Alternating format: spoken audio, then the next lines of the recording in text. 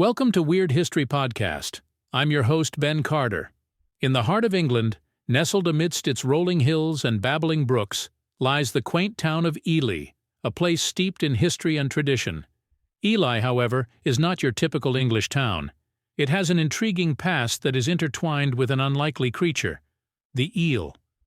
Ely's ancient affinity with this slippery creature is deeply woven into its cultural tapestry, a relationship so significant that it was once the town's primary mode of tax payment. During the Middle Ages, Ely was not known for its cathedral or its charming streets, but for its thriving eel population. The eels were abundant in the fenlands, a waterlogged terrain that was both a blessing and a curse to its inhabitants. The fens provided a rich ecosystem for the eels, making them an invaluable resource for the townspeople of Ely. The eel's prominence in Ely's history is not merely anecdotal. In fact, it is meticulously documented in the town's historical records. The Domesday Book, a comprehensive record of the wealth of England compiled in 1086, provides a detailed account of Ely's eel-centric economy. Landowners, in lieu of coin, would pay their annual dues to the crown in eels. The number was staggering, with some reports suggesting up to 60,000 eels were paid in tax annually. This peculiar method of taxation did not merely arise out of convenience or abundance. It was a product of necessity, born out of the town's geographical isolation. The fenlands, although bountiful, were treacherous and difficult to navigate. This made traditional commerce and trade challenging. Eels, however, were easy to catch and highly nutritious, making them an ideal form of currency. But the eels were more than just a medium of exchange. They were an essential part of the townspeople's diet, a source of income and even a symbolic creature. The eel has been depicted in Ely's artwork, literature, and even in its etymology. The name Ely is thought to have been derived from the Old English Eilig, which means eel district. Such was the importance of the eel in Ely that it even influenced the town's architecture. The Bishop of Ely, in the 13th century, commissioned the construction of a grand house, known today as the Old Palace, featuring a unique eel-shaped moat. This was a testament to the town's reverence for the creature that had shaped its history and livelihood. This unusual tale of a town paying its taxes in eels is a unique window into a time when life was dictated by the rhythms of nature and the resources at hand. It underlines the adaptability and resilience of a community living in challenging conditions, turning the humble eel into a cornerstone of their society. Ely's eel saga is a testament to the unique ways in which humans interact with nature, shaping and being shaped by the world around them. One of the most captivating aspects of Ely's eel-centric economy was the sheer scale of the operation.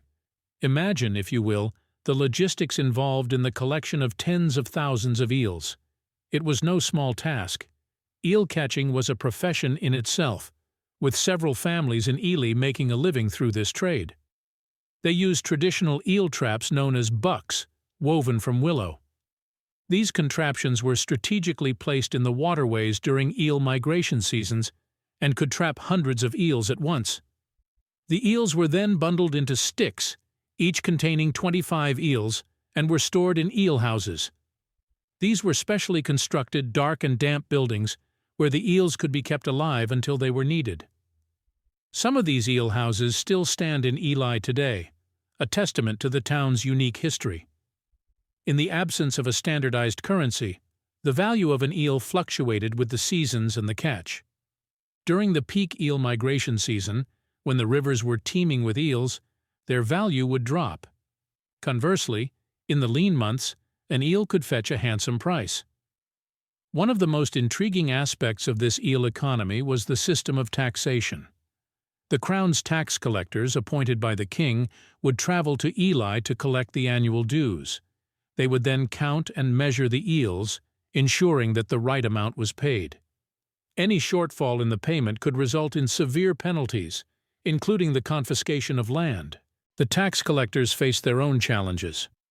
Transporting tens of thousands of live eels across the country was no easy feat.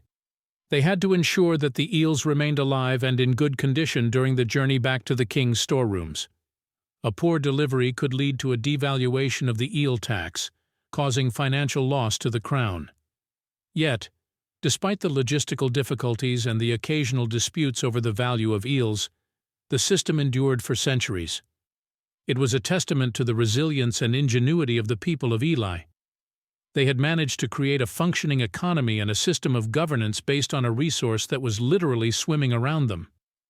Ely's eel economy was a unique experiment in socio-economic adaptation, a rare example of a community turning a challenge into an opportunity. It was an economy not based on gold or silver, but on the slippery, elusive, and utterly indispensable eel. As the centuries rolled by, this fascinating eel economy would eventually give way to more conventional forms of trade and taxation. But the memory of those times, when the fate of a town was tied to the migrations of eels, is imprinted in the annals of Ely and in the minds of its people. The eel, once a tax and a currency, remains a symbol of Ely, a reminder of a time when the rhythms of nature were woven into the fabric of everyday life. In a parallel vein of history, a story emerges that equally blurs the line between the ordinary and the extraordinary, this time in the realm of science.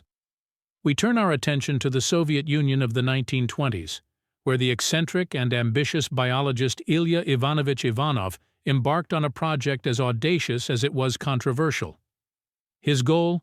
To create a human-ape hybrid, a being he believed would be the next step in the evolutionary ladder. Ivanov was no ordinary scientist. With a reputation for pushing the boundaries of conventional wisdom, he had already achieved fame for his groundbreaking work in artificial insemination. Using this technique, he successfully created an assortment of hybrid animals, including a zebra horse and a mouse rat. But what he attempted next would catapult him into the annals of scientific history as one of its most audacious, if not notorious, figures. In 1926, Ivanov set sail for Africa, armed with his theories and a grant from the Soviet government. His destination? A French-run research facility in Conakry, Guinea. His objective?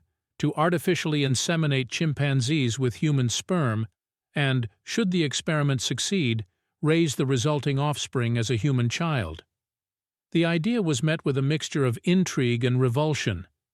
Ivanov, however, was undeterred. He saw his project not as an affront to nature, but as a pioneering venture into the uncharted territories of biology. He believed that the creation of a human-ape hybrid would prove Darwin's theory of evolution and help unlock the secrets of human genetics. At the research facility, Ivanov carried out inseminations on at least 3 female chimpanzees using human sperm. The attempt, however, ended in failure. Undeterred, Ivanov planned to try the reverse: inseminate a human female with chimpanzee sperm. The plan was met with significant controversy, and eventually, his project was abandoned. The tale of Ivanov's audacious experiment is a testament to the capacity of human ambition and curiosity. It also serves as a stark reminder of the ethical boundaries that must be respected in the pursuit of scientific knowledge. Despite the failure of his project, Ivanov's work left an indelible mark on the history of science, sparking debates about the limits of scientific experimentation that endure to this day. The narratives of Ely's eel economy and Ivanov's human-ape hybrid experiment may seem disparate, yet they share a common thread. Each, in its own way, was a radical departure from the norms of their time, challenging established beliefs and pushing the boundaries of what was deemed possible. Whether it's turning eels into currency or trying to blur the lines between species, these stories remind us of the audacity, innovation, and sometimes the sheer absurdity of human endeavors. The experiment Ivanov conceived was not just audacious, but also rife with ethical implications. As we delve into the details of his endeavor, it becomes apparent that his scientific pursuit teetered on the edge of an ethical precipice. He was not merely attempting to breed a new species, but was planning to raise the product of this cross-species fertilization as a human child. Imagine the life of such a being. Raised in a human household, taught human language and customs, yet biologically distinct, a creature of 2 worlds. Ivanov's planned hybrid would have existed in an uncanny valley. Not quite human, not quite ape, but a singular entity straddling both worlds. Ivanov was prepared to navigate this thorny path. He had arranged for a woman to act as a surrogate mother for the hybrid child. Nadezhda Kozyainova, a Russian woman living in French Guinea, agreed to bear the child. Her motivations for agreeing to such a proposition are not entirely clear, but it is said that she agreed out of patriotic duty, believing in the scientific importance of Ivanov's project. Kozyainova's involvement added another layer of complexity to the already controversial project. Not only was Ivanov planning to create a human-ape hybrid, but he was also prepared to bring it into the world through a human mother. This was a radical departure from the norms of the time, even for the field of genetics, which was still in its infancy. Unfortunately for Ivanov, the insemination procedures did not go as planned. His attempts to inseminate chimpanzees with human sperm resulted in no pregnancies. His plans to inseminate a human with chimpanzee sperm were met with increasing resistance, and eventually the entire project was abandoned. But the story does not end there. In a twist of fate, Ivanov was arrested in 1930 during Joseph Stalin's Great Purge. He was exiled to Kazakhstan, where he died 2 years later. His audacious experiment, which had once seemed like the cutting edge of science, was now relegated to the annals of scientific history as one of its most controversial chapters. The story of Ivanov's attempt to create a human-ape hybrid serves as a potent reminder of the ethical boundaries that must be upheld in scientific research. It also underscores the importance of maintaining a critical stance towards the motivations and implications of scientific endeavors, no matter how seemingly groundbreaking or promising they may be. Even today, as we push the boundaries of genetic engineering and synthetic biology, Ivanov's tale echoes in the background, a stark lesson in the perils of overreaching in our quest for knowledge. The strange saga of the man who sought to bridge the gap between humans and our closest relatives remains a cautionary tale for the ages. In the shadowy depths of maritime lore, the tale of the lighthouse that disappeared overnight stands out as a jarring anomaly. It thrusts its eerie beacon into the foggy intersection of reality and the inexplicable, leaving behind a trail of questions that continue to baffle historians and researchers to this day. In the late 19th century, the Flannan Isles, a cluster of remote Scottish islands, were home to a lighthouse known as Eilean Mor. This lighthouse was the sentinel of the sea, guiding mariners through the treacherous waters of the Atlantic. A trio of lighthouse keepers, James Duckett, Thomas Marshall, and Donald MacArthur, was stationed there, their duty to keep the beacon burning, come hell or high water. On December 15, 1900, a ship passing by noted that the lighthouse was uncharacteristically dark. The ship's captain logged the anomaly, but, due to severe weather conditions, it wasn't until December 26 that a relief boat could reach the island. What they discovered upon arrival was as chilling as the icy Atlantic winds. The lighthouse was deserted. The logbook's last entry was from December 15th. A meal was set out on the table, half-eaten. A chair was overturned. The clock on the wall had stopped. But of the 3 lighthouse keepers there was no sign. It was as if they had simply vanished into thin air. The official investigation ruled that a massive wave had likely swept the men out to sea. But this logical explanation did not sit well with the local populace, who were well versed in the treacherous nature of these waters. The lighthouse was built 150 feet above sea level, with cliffs plunging dramatically into the ocean. Even in the worst storms, it seemed highly unlikely that a wave could reach that high. Furthermore, one of the men, Donald MacArthur, was a seasoned mariner known for his caution and respect for the sea. Why then would he have ventured out in such perilous conditions? The mystery deepened when the logbook entries were examined. Dated December 12 and 13, they described severe storms, far worse than any in recent memory. But meteorological reports from those days showed the weather around the Flannan Isles to be calm. These incongruities sparked a wave of speculation and folklore. Tales of sea monsters, ghost ships, and even alien abduction began to circulate. Theories suggesting secret government operations, time portals, and supernatural phenomena sprang forth. Some even suggested the men had orchestrated their own disappearance as part of an elaborate hoax. The enigma of the vanished lighthouse keepers of Eilean Mor remains unsolved. Their disappearance is a chilling reminder of the mysteries that lurk in the world's remote corners, places where the usual rules of logic and reality seem to falter, and where the inexplicable takes hold. The lighthouse that disappeared overnight continues to cast its spectral light on the human imagination, illuminating the shadowy borders of our understanding. The lighthouse's sudden absence from the horizon was as disconcerting as the keeper's disappearance. The sturdy stone tower, which had been a sentinel against the stormy seas, had seemingly evaporated overnight. The locals, who were accustomed to the lighthouse's reassuring presence, woke to an eerie emptiness on the morning of January 5, 1901. The lighthouse, which had shone its unwavering light into the darkest corners of the Atlantic, had simply ceased to exist.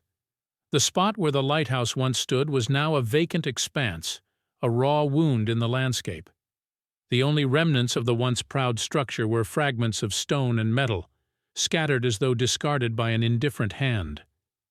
The hollow, where the lighthouse's foundation once lay, was filled with seawater, giving the impression of a sudden submersion. It was as if the sea itself had claimed the lighthouse, swallowing it whole in one voracious gulp. The mystery of the vanishing lighthouse added a new layer of intrigue to the tale of the missing keepers. The disappearance of the men could be explained away by rogue waves or human error, but what could account for the sudden absence of an entire structure? The lighthouse, built from 4,300 tons of granite, was designed to withstand the harshest of Atlantic storms. Its walls were 3 feet thick at the base, tapering to 2 feet at the top. The light was visible for 24 nautical miles. Such a structure did not simply disappear. Rescue teams combed the island and the surrounding waters for any sign of the lighthouse or its keepers. The investigation turned up nothing but the scattered debris and the chilling silence of the island. The sea, which had always been a source of life and livelihood for the islanders, had become a symbol of fear and uncertainty. Theories about the vanished lighthouse were as numerous as they were fantastical. Some suggested that a massive sinkhole had opened up beneath the lighthouse, dragging it down into the earth. Others proposed that a freak wave, larger and more powerful than any previously recorded, had swept the structure off its perch. There were even whispers of divine intervention, with locals insisting that the lighthouse was taken as a sign of divine displeasure. Despite exhaustive investigations and limitless speculation, the true fate of the lighthouse and its keepers remains shrouded in mystery. This spectral absence has left an indelible mark on the island and its inhabitants. The once reassuring beacon of the lighthouse has been replaced by a haunting void. The lighthouse that disappeared overnight serves as a chilling reminder of the sea's unfathomable depths and the enduring mysteries that lie therein. The ocean, in all its vast and terrifying beauty, continues to guard its secrets with an unyielding ferocity. In 1816, the world experienced what is known as the Year Without a Summer. Volcanic ash from the eruption of Mount Tambora in Indonesia, the largest volcanic eruption in recorded history, shrouded the globe, causing drastic drops in temperature, leading to widespread crop failures and famine. The skies darkened, casting an unsettling gloom over the world, and the sunsets turned an uncanny, lurid red. This period of climatic chaos, however, had an unexpected consequence. It gave birth to the genre of Gothic horror. In the midst of this apocalyptic year, an unassuming villa on the shores of Lake Geneva became the unlikely crucible for this new literary form. Villa Diodati, as it was known, was home to the famed poet Lord Byron and his companions Percy Bysshe Shelley, Mary Shelley, and John Polidori. As the gloom of the volcanic winter descended over Europe, the group found themselves confined indoors by the unending rain and cold. To stave off the boredom and melancholy, Byron proposed a challenge to his friends: to write a ghost story. The tales that emerged from this contest have since become seminal works in the realm of horror and science fiction. Mary Shelley, barely 18 at the time, penned what would become Frankenstein, or the modern Prometheus. This novel, steeped in the bleak and eerie atmosphere of that Year Without a Summer, introduced the world to the concept of the mad scientist and his monstrous creation, themes that would come to define the genre of Gothic horror. John Polidori, Byron's personal physician, created The Vampire, a novella that introduced the world to the aristocratic seductive bloodsucker, a prototype for Bram Stoker's Dracula.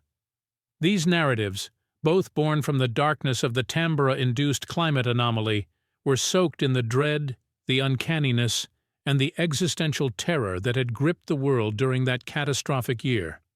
Thus, a natural disaster of epic proportions gave way to an explosion of human creativity, birthing a genre that continues to captivate imaginations today.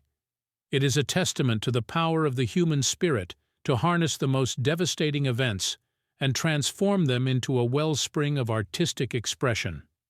The chilling tales conceived in that gloomy villa on the shores of Lake Geneva, amidst an atmosphere of climatic chaos and societal despair, have since become cornerstones of horror literature, forever altering the landscape of the genre. The eruption of Mount Tambora and its far-reaching effects is a stark reminder of our planet's raw, unpredictable power, but also of the human capacity for resilience and creativity in the face of overwhelming adversity. It was an event that forever imprinted itself in the annals of our collective history, not just through the devastation it wrought, but also through the enduring legacy of the artistic treasures it inadvertently birthed. Against the backdrop of these cataclysmic events, the world of literature was irrevocably altered. In the face of environmental chaos and societal upheaval, the eruption of Mount Tambora prompted a creative revolution that continues to resonate in the collective psyche of humanity. The literary masterpieces born amidst the gloom and despair of The Year Without a Summer not only birthed the genre of Gothic horror, but also pioneered the exploration of existential dread in literature. Mary Shelley's Frankenstein, conceived in the shadow of Tambora's eruption, became an allegory for the terrifying potential of unrestrained scientific ambition.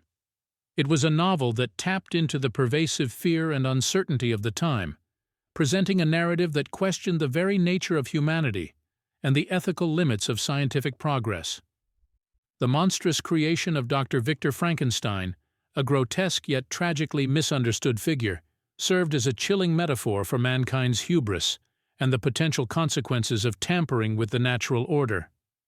John Polidori's The Vampire, on the other hand, tapped into a different vein of horror. The suave yet deadly Lord Ruthven, the first of his kind, represented the allure of the forbidden and the destructive consequences of succumbing to temptation. This narrative, imbued with the gloom and melancholy of The Year Without a Summer, reframed the vampire mythos and set the stage for future tales of seductive nocturnal predators. The eruption of Mount Tambora, therefore, served as a crucible for the birth of Gothic horror. It was a historical event that, in all its destructive splendor, influenced the narrative landscape and gave rise to a genre that continues to enthrall readers with its exploration of the macabre, the uncanny, and the existential. The dark tales born amidst the gloom of The Year Without a Summer are a testament to the indomitable human spirit. They exemplify our capacity to transform despair into creativity, to channel fear and uncertainty into narratives that allow us to explore the darker facets of our existence. These stories, born from a period of unprecedented global upheaval, have not only shaped the course of literature, but have also given us a lens through which we can examine our deepest fears and anxieties. In the grand tapestry of human history, the eruption of Mount Tambora stands as a stark reminder of the transformative power of catastrophe. It highlights the profound connection between the natural world and human creativity, revealing how even the most devastating events can serve as catalysts for artistic innovation. It was an event that forever changed the world, both in its immediate tangible effects and in its enduring influence on the realm of literature. In the annals of military history, there have been countless tales of armies being defeated by superior forces, cunning strategies, or unfavorable environmental conditions. But there's one particular incident that stands out for its sheer peculiarity. It is the tale of an army that was brought to its knees, not by the might of an enemy, but by a swarm of bees. This unusual event took place on the battlefield of Tanga in German East Africa during the early stages of World War I. On November 3, 1914, the British forces, led by General Arthur Aitken, launched an attack on Tanga, a coastal town under German control. While the British troops vastly outnumbered their adversaries, they were largely inexperienced and ill-prepared for the harsh realities of jungle warfare. The German forces, though greatly outnumbered, were led by Colonel Paul von Lettow-Vorbeck, a seasoned military tactician who had spent years acclimating himself and his troops to the local terrain and conditions.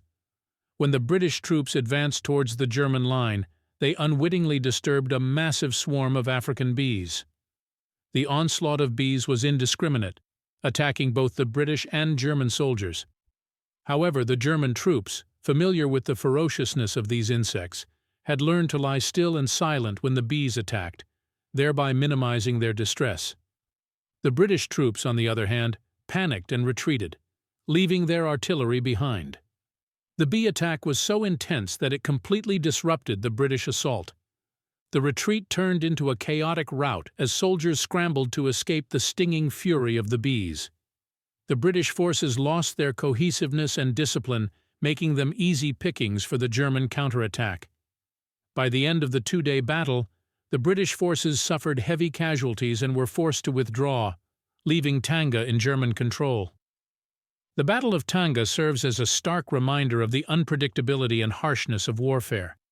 It highlights how even the most meticulous plans can be undone by unforeseen circumstances. The simple act of disturbing a beehive turned the tide of a battle and effectively defeated an army. The story also underscores the significance of understanding and adapting to the local environment in military operations. Colonel von Lettow-Vorbeck's familiarity with the local flora and fauna, his understanding of the terrain, and his ability to acclimate his troops to the challenging conditions gave them a distinct advantage over their adversaries. The defeat of the British Army by a swarm of bees at the Battle of Tanga is a unique chapter in military history. It is a tale of unexpected warfare, a testament to the unpredictable nature of the battlefield, and a stark illustration of the power that even the smallest creatures can wield under the right circumstances. The African bee's role in the Battle of Tanga, often dubbed as a bizarre military debacle, was not just a mere act of nature, but a tactical blunder that shifted the tide of battle. The bees were not allied with the Germans, nor were they a secret weapon unleashed upon the British. They were a force of nature, uncontrolled and uncontrollable, triggered by a miscalculation on the part of the British forces. The British troops, unfamiliar with the harsh African environment, accidentally disturbed the bees' nests.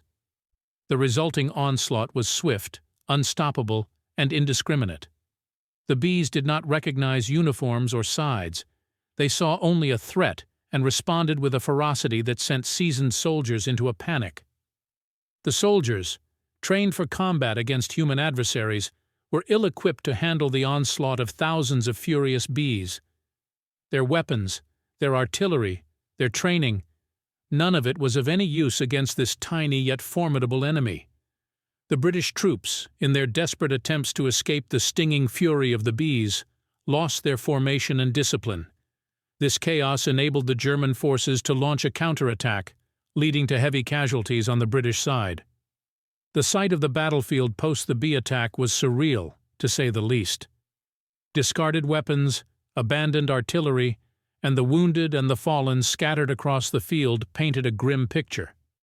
The once formidable British forces, now reduced to a disorganized and demoralized unit, were forced to withdraw, leaving Tanga under German control.